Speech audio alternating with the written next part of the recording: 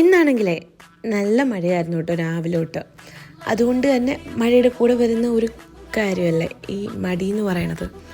അപ്പോൾ എനിക്ക് മടിയൊന്ന് പിടിച്ചു.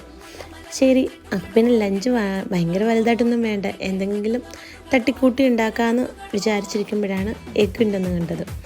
എന്നാൽ പിന്നെ വെറൈറ്റിക്ക് എഗ് റൈസ് പിടിച്ചാലോ എന്ന് വിചാരിച്ചു. അപ്പോൾ ഇവിടെ ഇപ്പം ഞാൻ വളരെ ബേസിക് ആയിട്ടുള്ള ഒരു എഗ് റൈസാണ് കാണിക്കുന്നത്.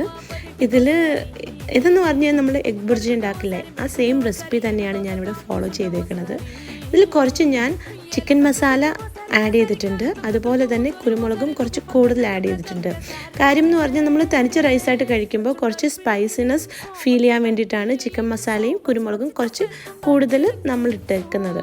അപ്പം നിങ്ങൾ ഉണ്ടാക്കുമ്പോൾ അവരവരുടെ ടേസ്റ്റിനനുസരിച്ച് ഓരോ സ്പൈസസും കൂട്ടുക കുറയ്ക്കുകയൊക്കെ ചെയ്യാം കേട്ടോ. അപ്പോൾ എൻ്റെ എഗ് റൈസ് റെഡിയായി. അപ്പം ഞാൻ കഴിക്കാൻ പോവാണ് കേട്ടോ.